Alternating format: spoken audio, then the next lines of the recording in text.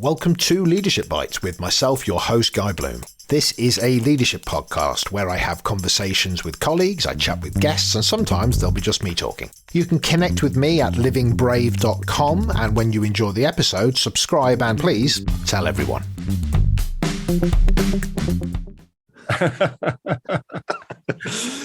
So listen, Thomas, I know who you are because I've invited you on. It would be just great to hear the answer to who is Thomas Frey and what does he do? Yeah, I'm Thomas Frey. I work as a senior futurist at the DaVinci Institute. I was the founder of the organization, and we've been doing this since 1997.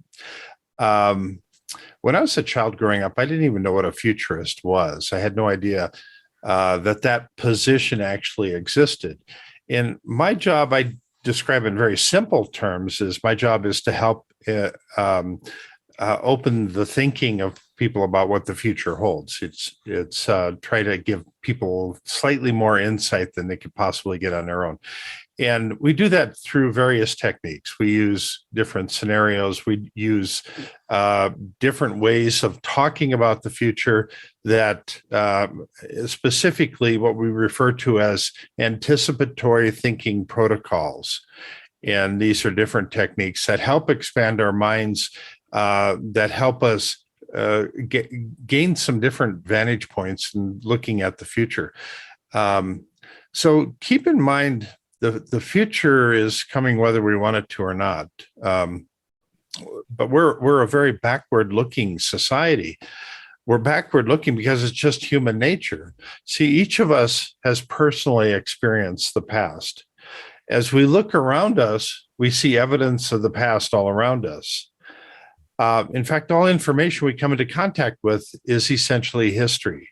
So the past is very knowable, but we're going to be spending the rest of our lives in the future. So it's almost as if we're walking backwards into the future. My job as a futurist is to help turn people around, to give them some idea of what the future might hold. Now, if you ask this question, how does the future get created? Well, the future gets created in the minds of everybody around us. We all participate in creating the future. Certainly, some people have much more influence than others. But I use this phrase quite a bit. The future creates the present. Now, this is just the opposite of what most people think. Most people think what we're doing today is going to create the future. But from a little different perspective, it's these images of the future that we hold in our heads that determines our actions today. So if I change somebody's vision of the future, I change the way they make decisions today. And that's a real important piece of the equation here, because we tend to filter everything through this preconceived notion of what the future holds. And if we change that preconceived notion, that vision of the future, then we change the way they make decisions today. Flipping heck. There's a lot to unravel in there, Thomas. Okay. I mean, it's great. I mean, I know you're used to saying it, but you just hit me with a phrase of I think you said walking backwards into the future. Yes. And these are powerful thoughts if you've not thought about them before. Right. See, I think of the future kind of like the physics of the future. I mean, nobody has really defined this science of our relationship with the future. See, I was trained as a human factors engineer. It's the man-machine interface, the ergonomics, the way we interface with the world. And lately, I've been spending a lot more time thinking about how we interface with the future. And the future is this force of nature. I mean, we're getting pulled towards the future, and the future is going to happen whether we want it to or not. And we have the ability to shape things moving forward into the future, but we don't realize how much control and how much ability we actually have. And so we look at different techniques and things and there's certain decision points along the way, like a piece of legislation or some judge making a decision can change a lot of things, or overthrowing this country, or I don't know, just a dozen hackers have a way of changing the world as we know it as well. So there's lots of things that are set into motion, and they have profound effect on the way we do business and the systems we use for doing it. I'm struck. I've used this quote before on this podcast, but it's probably because it's the only quote I can remember. And it was F. Scott Fitzgerald that said, the sign of a first-rate intelligence is the ability to hold two opposing truths and still function. Right. And I think, and tell me, because I'm new to this, so I'm the novice in front of the master here, is there's something about the addiction to the present and our relationship with it. Probably, if you're a politician, the reaction of the people right now, or right. If you're creating a product, yes, but we got the sales figures right now. It's right. The sense of need of the immediate almost seems to me, unless you're maybe a large enough organization where you can run two horses at the same time, but even then, it seems to castrate bravery, perhaps, or curiosity, because you know what, I'm not going to be on 3 years from now. I'm going to be judged on what I do in the next 3 months. And I just wonder if you see a lot of that. Well, yes, the people that are kind of immersed in the present tend to have a good sense as to how people are going to respond to certain questions or certain comments, and they know kind of the the vernacular for the now. But it's also good for us to have a long-term vision at the same time. Most people don't spend any time thinking about the future. It's actually very hard. Thinking about the future is not something we've been trained to do. It's not something that we know how to exercise our minds to do it. But there's a number of techniques that we can use. So when you ask somebody what their idea of the future is, it might be what we're having for dinner tonight, or how do we make our numbers this quarter, that sort of thing. So it's relatively short term. But in the business world, things that are going to happen, 8 to 10 years from now, you actually need to factor into your thinking today, because a lot of the decisions you make today will play right into that. And so that's kind of how we justify the things that we do, because this is critically important that we align with the needs of the future. The future is coming whether we want it to or not. And actually, every time we think about the future, I think of it as kind of a muscle in our brain that doesn't ever get exercised. And so the more we think about the future, the better we get at it. And so it's every time we think about the future, we actually influence the future. We actually can actually change things just by thinking about the future. And I think that's a far more powerful force than people actually would give credit to that. So the organizations that you work with, Thomas, what do they want from you that they can't maybe get from just their own internal makeup? Why do they come knocking at your door? They're looking for unique insights. Every presentation I do is a kind of this collage of images and video clips, and I talk about different emerging technologies and how they start fitting together, and how these individual emerging technologies are gaining traction, and how that's going to play out in the future and how it would affect their business. And that's mostly what I focus on, mostly what I work on. I do, in addition to emerging technologies, I look a lot at demographics, because the demographics of the world is changing massively right now. And I don't think most people understand this, but over half of all the babies born in the world are born in 6 countries right now. And that's quite an eye opener. And the fact that these are countries that nobody's really paying attention to is also side of the map, right? Yeah. So it's Angola, Congo, Ethiopia, Nigeria, Tanzania, and Pakistan. So 5 in Africa, 1 in Asia. Now, is this going to change in a couple of years? Very likely it will. I mean, these numbers, birth rates and fertility rates go up and down. And at the current rate, though, by 2050, there's over 23 countries are going to lose half their population. It's a massive shift that's happening. And if you look at kind of literacy rates, I mean, we tend to ignore these countries that are having all the kids, yet half the population on planet Earth is coming from these 6 countries. So I think we better start paying attention to them. Well, there's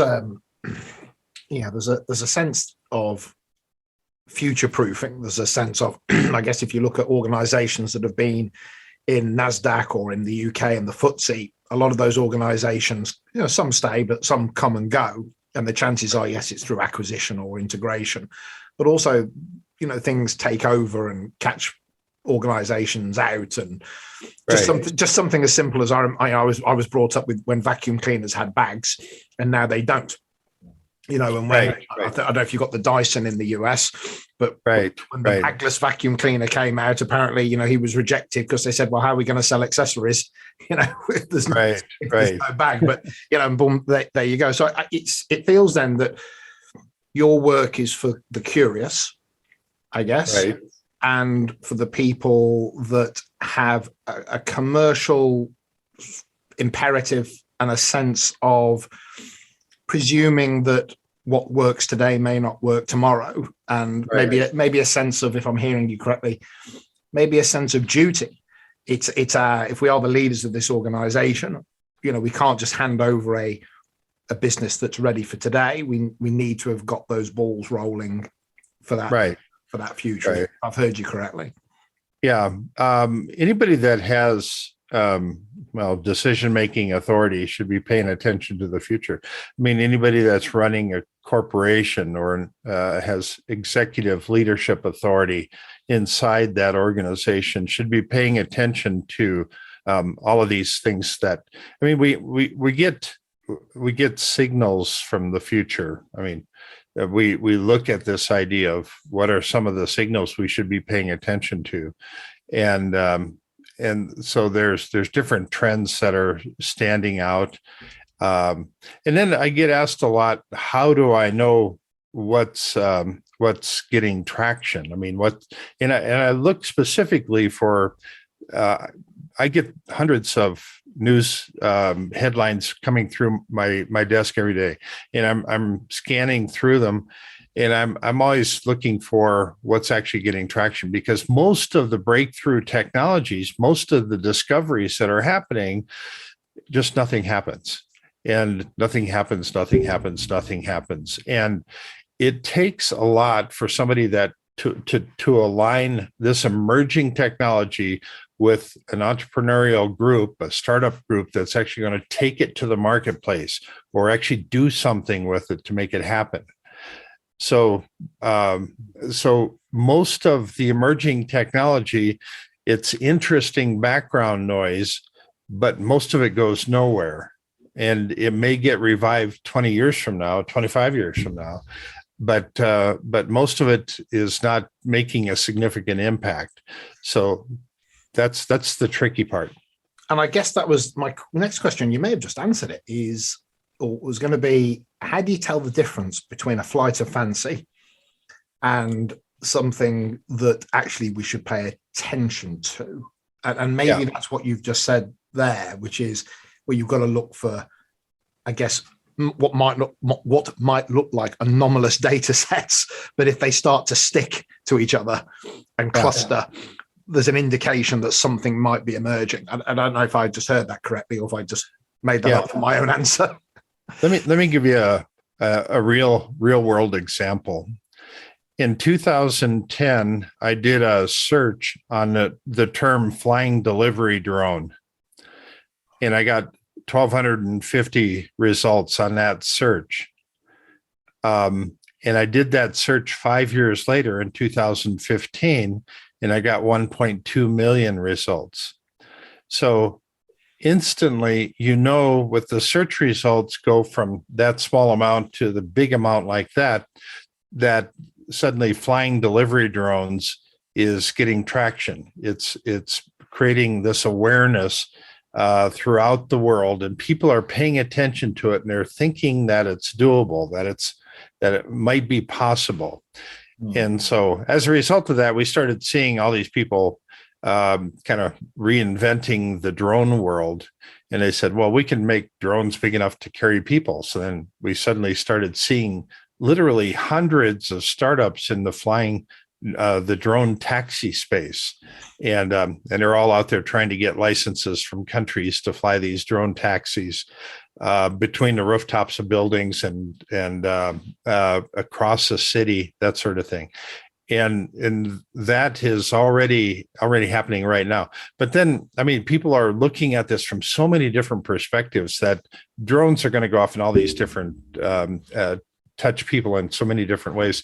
There's actually drones big enough now to actually move entire houses, so that we can just, rather than load them on some truck like we've moved houses in the past, we can just fly them from one part of the city to another.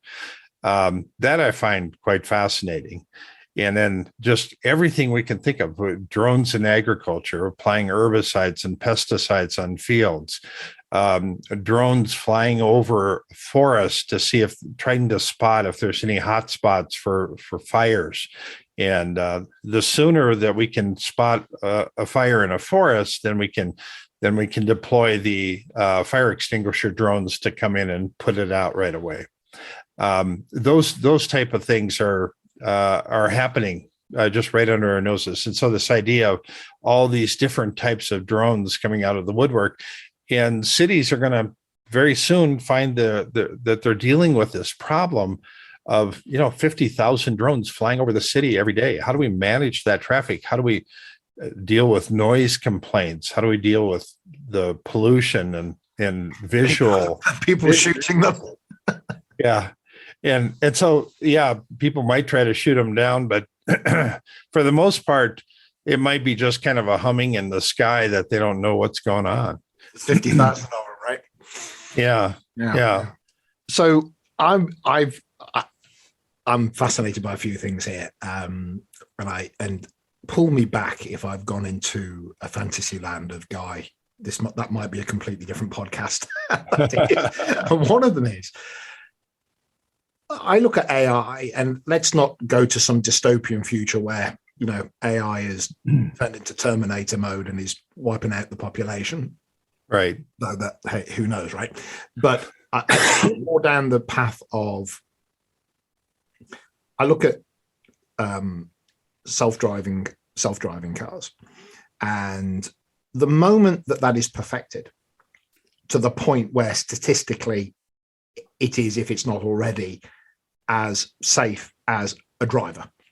Yeah. So the lifetime of a vehicle through the lifetime of a human being, if it gets to the point where you go statistically there's no difference, and or it might be slightly safer, then all of a sudden we move into a space where, in theory, every taxi, every lorry, every delivery van suddenly goes down that path. Yeah. And you look at these large mega factories where they have these little robot drones that they can use these air suctions, and they can pick up little things and they can drop them into the bags and blah, blah, blah, blah, blah. And I think I'm interested in the morality of the future a little bit as well. Yeah. There's maybe just that phrase, just because we can do a thing doesn't necessarily mean we should do a thing. Right. But we're fascinated by new technologies. We all love that new thing. We stand in awe of it. And yet there is a position where, when we look at these behemoth kind of organizations like your Amazons, etc., that have these levels of control, I don't believe for one moment that if every Uber could be automatic, and if every Amazon packer or delivery person could be done by an AI or a robot, that they wouldn't go down that path. And I just wonder if there's any data or indication, I guess, on the morality about what organizations how quickly they're heading towards that. They want to embrace it, the human element. Look at the money it could save us. Or do you have a sense that there's right. two conversations going on there? Well, right. Let me give you an example here. I think it was 2014. I was invited to speak at the Turkish Post. This is the post office in Turkey, and once a year they invite all the heads of the postal services from around the world into Turkey to kind of study best practices. So they wanted me to give a talk on the future of the postal industry. So I started off with this one single question of how long would it be before somebody could mail a package in Istanbul and it arrive in, let's say, San Francisco without ever touching any human hands. Now, this is a great question because if we put something into the internet, it gets routed and round and comes out over here.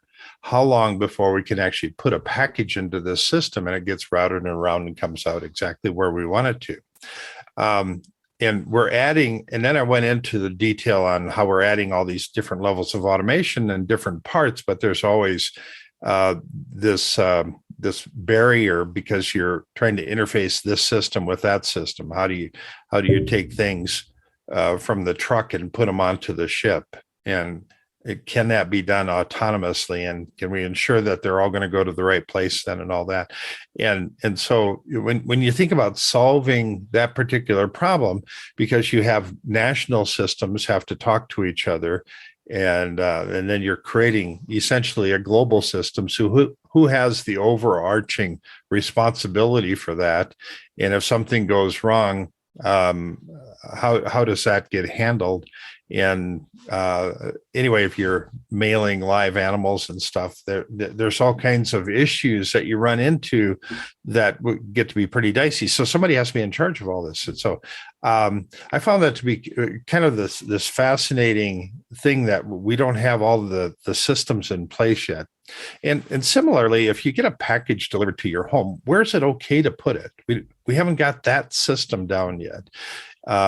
Does it have to be on your front porch? I mean, can it be on your driveway? Is there, we don't have a mailbox for stuff coming from the sky. That type of stuff needs to get worked out. And there's lots of opportunity in figuring out kind of that last mile stuff on the delivery part of it.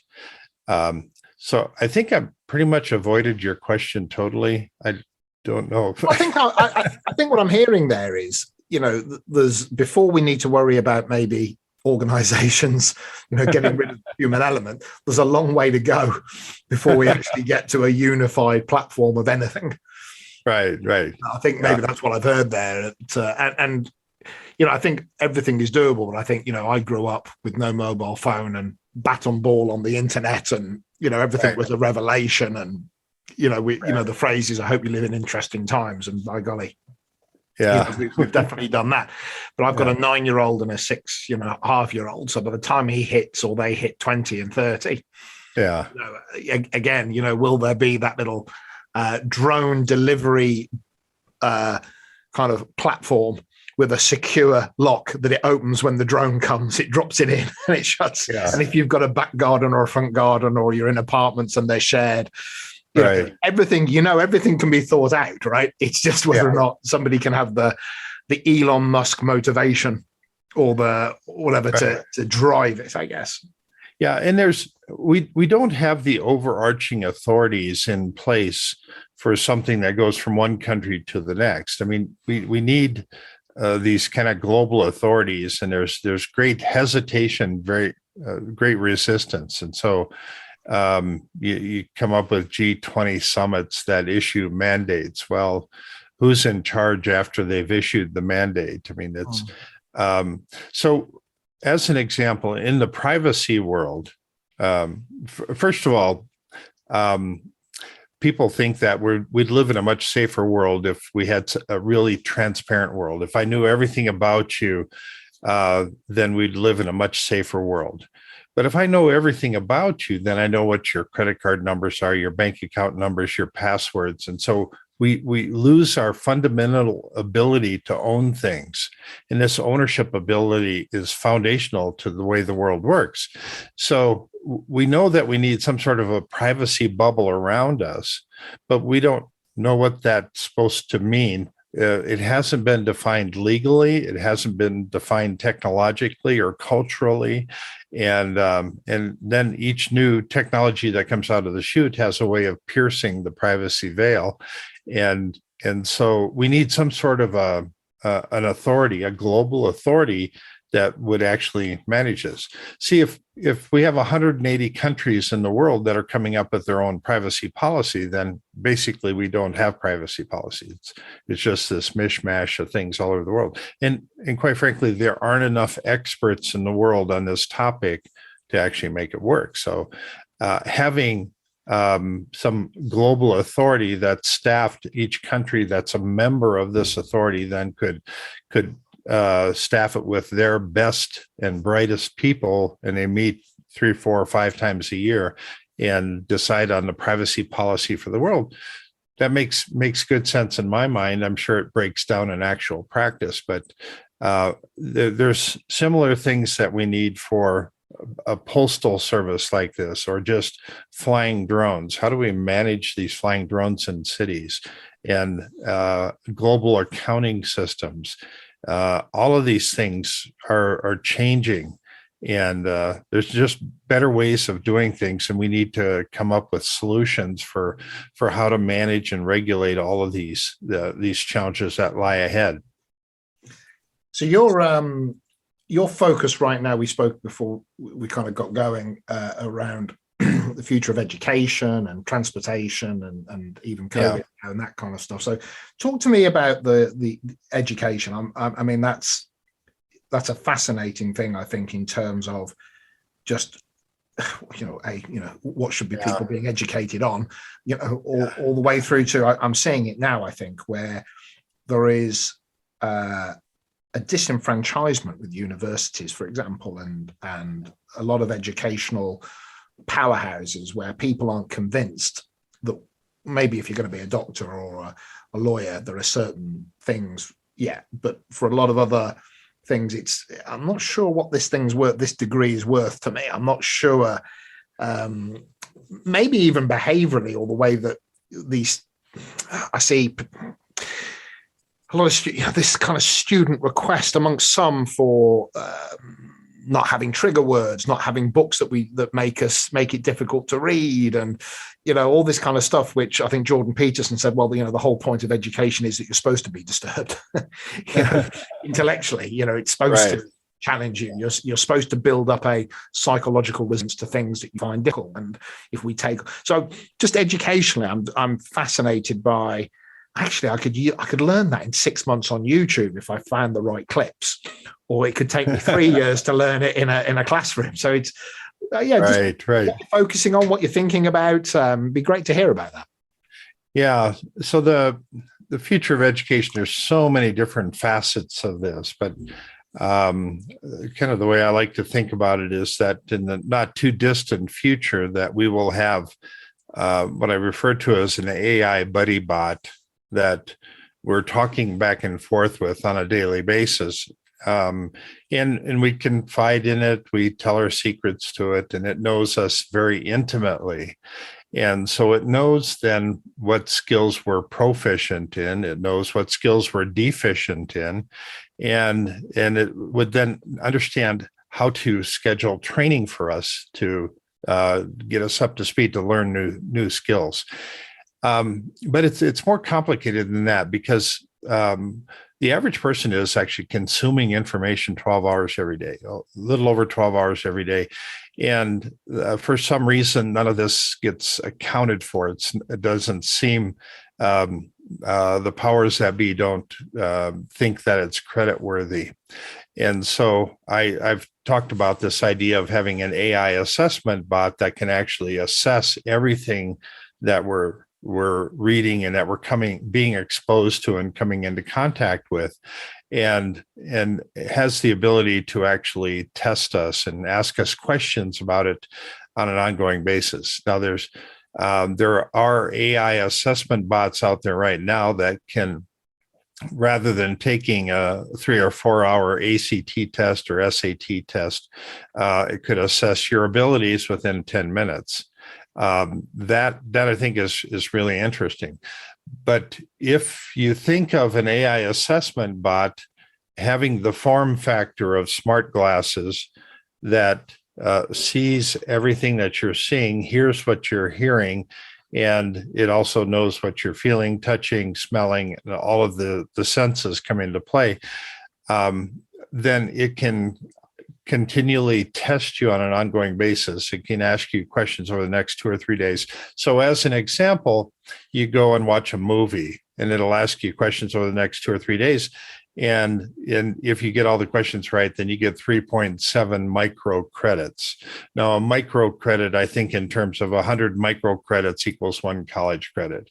And so this would be some kind of parallel track to academia today. But most of the stuff that we learn on our own, we get no credit for whatsoever. And so the institutions, the powers that be, have defined education as just this narrow niche of topics that they think are important. And for the most part, they may be important, but they're not that important. As everybody knows, once they get on the job, they have to relearn everything that they learned in college or school. So anyway, being able to actually build up this resume of micro credits, and the way we in academia today, we have the bachelor's, master's, PhD, and there's nothing higher than a PhD. Not really. So if in the future, I think that we'll probably invent, 300 to 400 new levels above a PhD, that as we accrue microcredits throughout our entire lifetime, then there's going to be these category 5 black belt PhD levels that only 3 people in the world have achieved this level, that sort of thing. And it's interesting, isn't it? Because that kind of thinking could say, well, actually, what it could do is it could make judgments on your learning adaptability. Right. It could make judgments on your willingness to take on new ideas. Exactly. Your willingness, your resistance to learning, which actually, when I look at things that really matter in every role that I've seen, there's an intelligence level where you need to be intellectually capable of understanding what the job is. But once that's technically fulfilled, the success rarely comes down to your intelligence in the sense of pure IQ. It is your Red Reverend had a learning equation. Learning must be equal to or greater than the change that's going on around you. So actually, what's more important, what you know now or your capacity to learn, have flexibility of your learning to hold maybe multiple truths? Well, actually, 3 or 4 things might be true here. So, because I think there's a lot of rigidity at the moment in people's philosophical or belief systems that make a rigidity that actually is quite harmful, I think. And I think a lot of schools I see and educate, they're teaching the truth as opposed to, there's a lot of things that might be going on here. So that depending on what organizations want, maybe as they lose, it'll push universities maybe and higher education to adjust, because if workplaces go back to your microcredit system, actually we equate this as being more relevant to us than going to a bricks and mortar institution. Right. The lifespan of learning, it shows us the momentum of this person's educational capability. It shows us their learning flexibility, as opposed to that one finite capability. So that's if I've heard you correctly, that's very exciting and very intriguing. I actually wrote a paper on this concept of podcast college, that rather than having a professor that's droning away in the front of a room with 300 or 400 kids in it, it would be much more interesting hearing a conversation, hearing 2 people debating a topic, different issues. In my mind, that's keep me engaged far better than what's going on today. And we don't, the skills that are going to be in the biggest demand moving forward are people have to be resilient. They have to be resourceful and flexible and very determined. And these things are kind of intangible things that are very hard to teach in a school setting. And we don't have anybody teaching people how to become freelancers, how to be free agents, how to start their own business. I refer to this as an empire of one idea, that these people go off and start a rather large enterprise, just a one-person enterprise. And we have all the tools for doing that today that are unique and different than 20 years ago, for sure. And colleges have been very resistant to teaching people how to become freelancers, because they know that if they start teaching them how to become freelancers, that they'll all drop out and start their own business then. That's the way it looks like to me anyway. So in terms of people that I work with in the leadership space, so talent that's coming through into leadership roles, or people that are in senior management roles and leadership roles right now, is there I don't know if I'm going to ask this incorrectly, because I don't know the right way to ask it, but to exercise that muscle of looking maybe above, beyond the event horizon. Yeah. Are the things that you would advise or suggest that says, look, you're probably already quite good at dealing with what's in front of you, but to exercise the muscle of the unknown and the unrecognizable, or to etc. Somebody said, well, don't you just do a brainstorm? That's what would you sort of offer to people to start to say to exercise that capability? What would be a suggestion?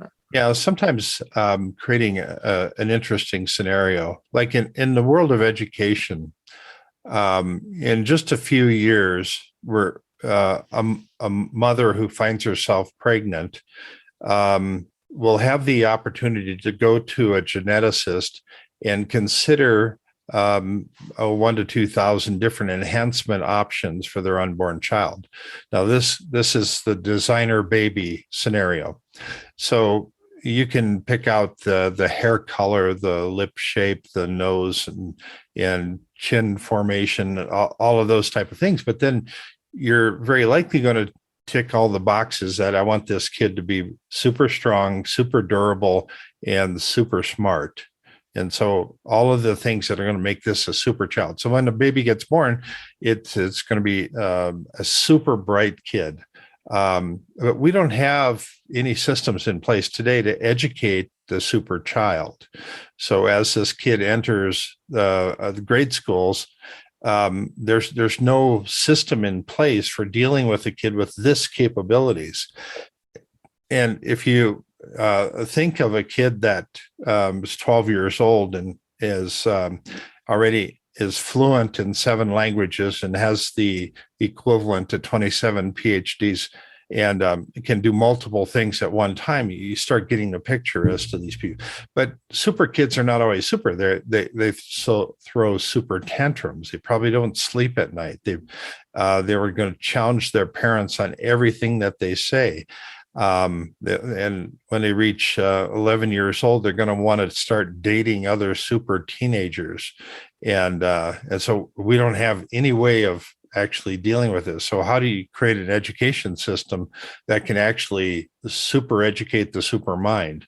And when you start going down this path, the one interesting question, I like to ask the question, how many Einsteins and Mozarts are born in every million people? And can there be more, and should there be more? And then if you ask the question, what's the lifetime value of a superhuman? The lifetime value of a superhuman may be 100x. Maybe it's 100 times more than the average person today. A super baby may be worth $1 billion over their lifetime. And so if they're worth that much money, then countries are going to want to start having lots of super citizens in their country. And so how do they educate them? How do they kind of mastermind this whole revolution to start taking place? And what happens to all the people that get left behind? So it raises all kinds of fascinating questions. And then it ties into the education system in such interesting ways because, if we have to insert a teacher between us and everything we have to learn in the future, we can't possibly keep up with the demands of the future. We have to constantly be morphing and shifting and learning new things all the time. And so education, the biggest misnomer in the world is I've finished my education. I completed it all. I don't have to learn a single thing the rest of my life. How does that phrase go? I'm an expert, and yeah. Exactly what was the year you stopped learning then? It's definitely there. So there's something about thought experiments on a kind of a domino level, which is, well, if that's true, then that would mean that might be true, which would mean that might be true, which takes you off. Exactly. You off into a future that you could do the exercise just for the sheer exercise, so you could get better at it and quicker at it. But I guess in some respects, if you think about people in the military or emergency services and people that are having to make quick decisions, what they're doing at a very finite level is, well, that building's on fire, it's got that unknown chemical in it, which means if we go in and so in terms of risk assessment in the moment, that's in essence what they've been trained to do, to very quickly travel down an avenue of possibility, but it's probably only limited to within the next 10 minutes, within the next hour, but it's the same kind of principle, but they become reflexively quite good at it. So there's something about leadership teams having the room to give themselves permission for their own education, to then pass that skill down to others, to say, actually, part of having X amount of employees who give a percentage of their time to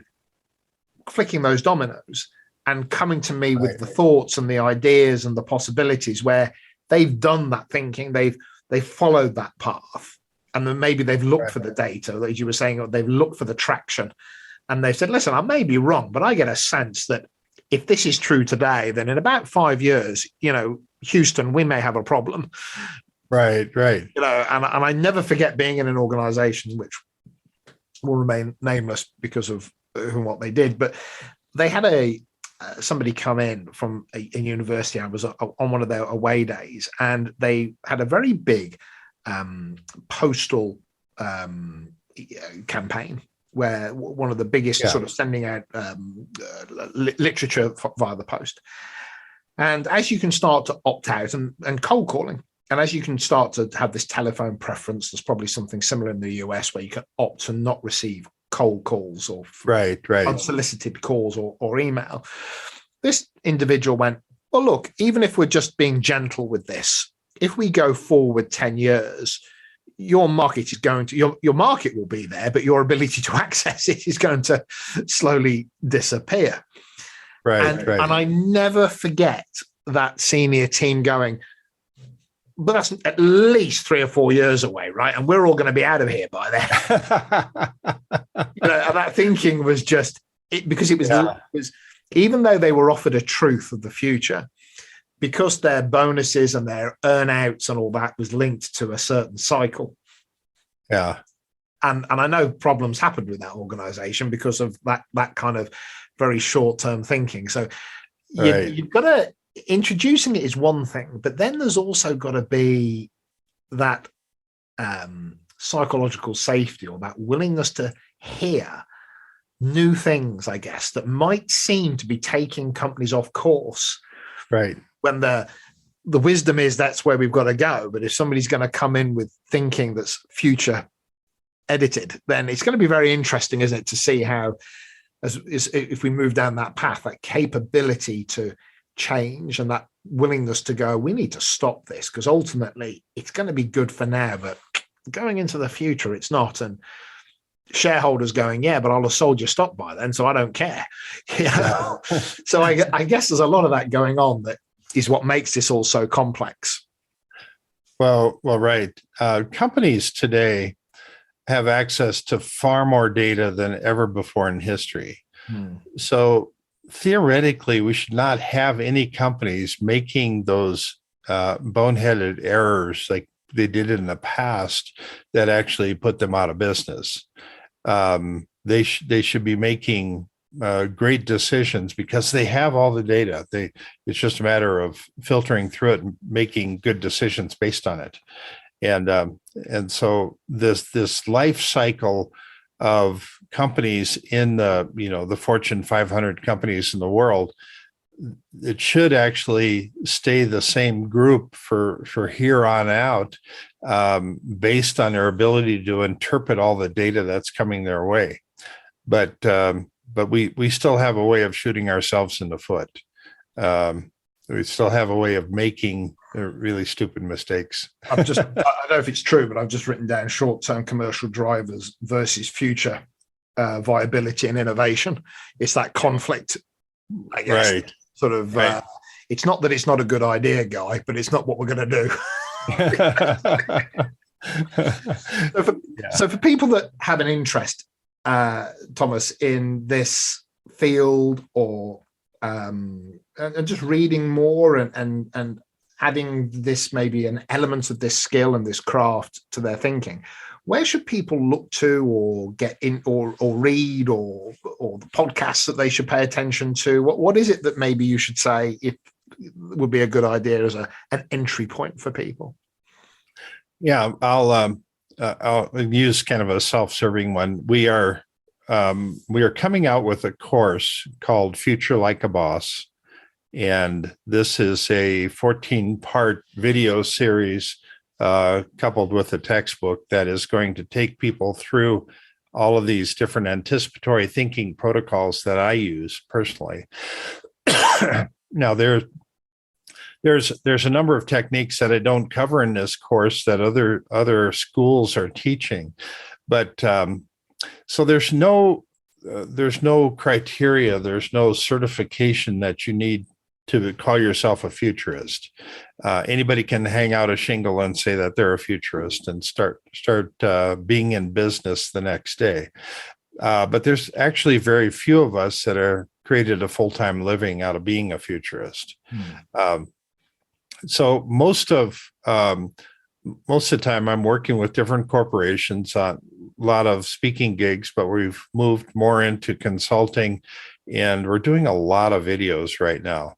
The COVID world has kind of changed the business model in a big way. And I actually love doing the videos, and they seem to work out quite well.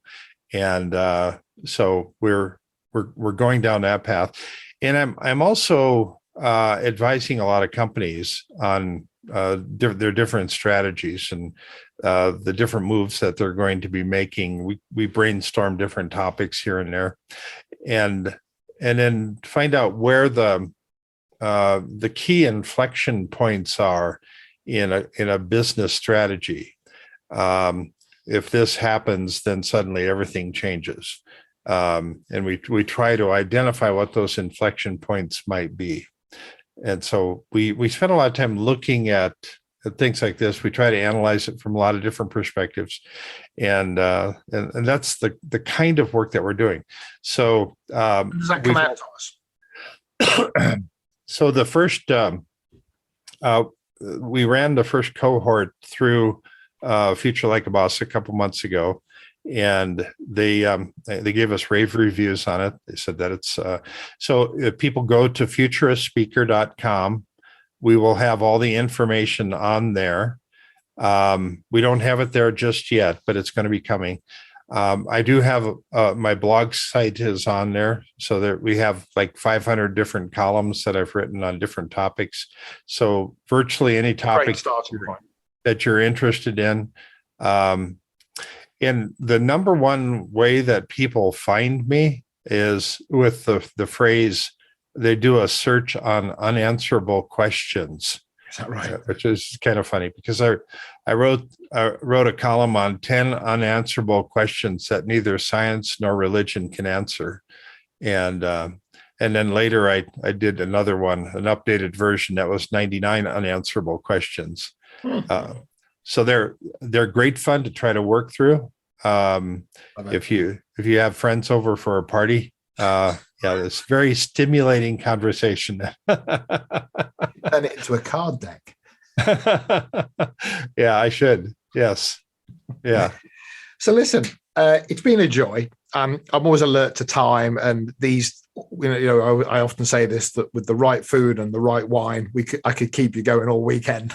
I've just got to be really alert to that, just because of people's willingness to listen and being sort of respectful of your time.